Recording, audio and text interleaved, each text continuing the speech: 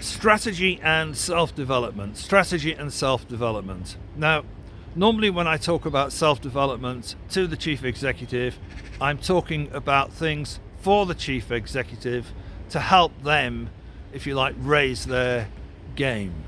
But today I'm going to be talking about a different kind of self-development, which is relevant for everybody in your organization. If you're interested in more connection, sometimes the word is engagement, but if you're interested in more connection, this is a tip to develop some of that connection, and it's based on the presupposition that personal growth and business growth go together. Personal growth leads to business growth. This is not a theory that I'm giving you. I am going to give you a practical example a bit later on, but first I just want to explain what I mean by vital targets. So this is relevant in the execution of strategy, and the idea is to address the vital targets of the people involved. So vital targets are a personal expression of an experience.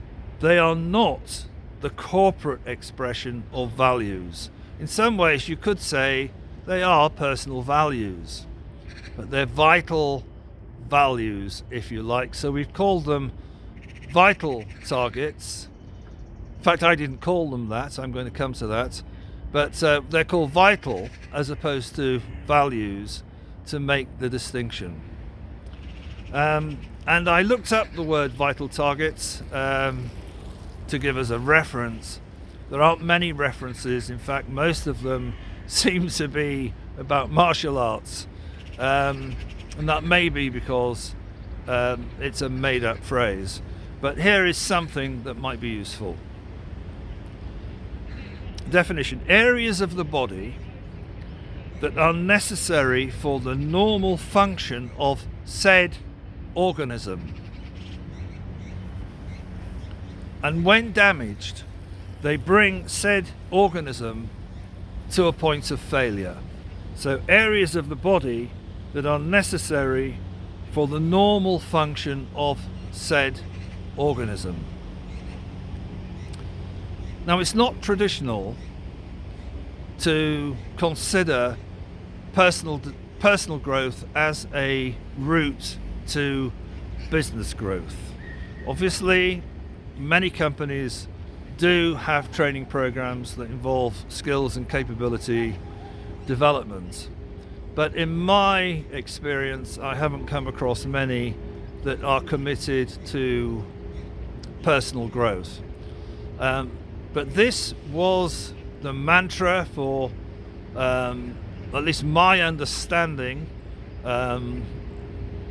of the situation at a company called Programs Group, which I have referred to before and I may refer to again because I spent a good chunk of my life there, about 13 years. And that business was a startup. It had nothing but goodwill and energy to get it going. No capital to speak of. So everything was done on fresh air in a way. And it was founded, to my mind, on certainly one of the principles, which was that personal growth would lead to business growth. And there was extensive training to that effect. So obviously there were capability skills training around communication, information technology, that sort of thing.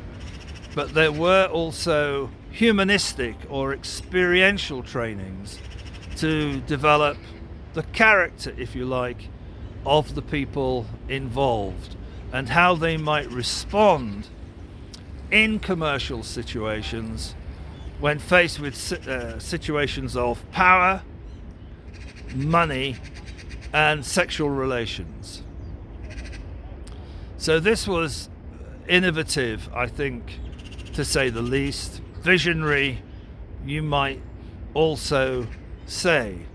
And at one point in time, because we were a bit of a rabble, the senior management decided to instigate a goal setting system, and that system was instigated across everyone in the business, which was probably about 100 people at the time that the system was introduced. And we had a foundation team who put us through our paces and trained us in goal setting. But that's not really the bit that it is part of it, but it's not really the bit that I'm interested in here. Part of that goal setting system had a triangle in it, and that triangle represented vital targets. And as part of my commitment to my goal, if you like, with my manager, I also made a personal commitment to myself to develop certain qualities during the goal period, which might have been a week, a month, a quarter, 6 months. It doesn't matter, you can decide. So this was a very subjective description of something that interested me, and it was the same for everyone in the company. They all had their own subjective descriptions of their vital targets, things they wanted to experience while they were going about getting the business goals.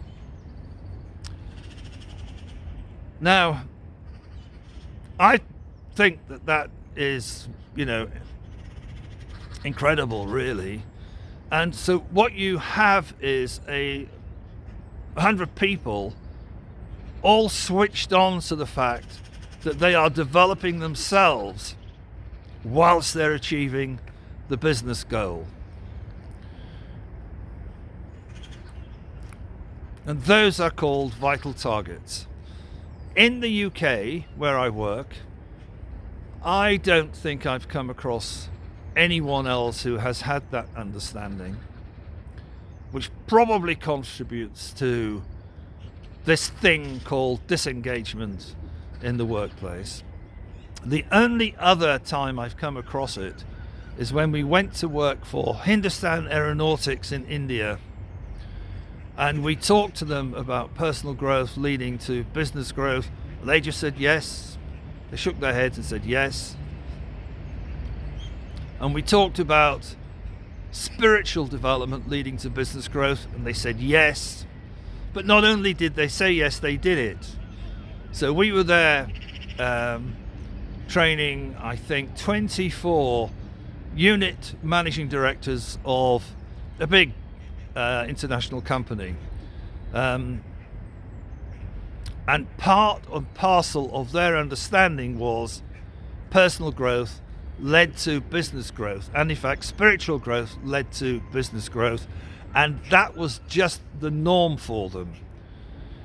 But I can't say that has been my experience elsewhere.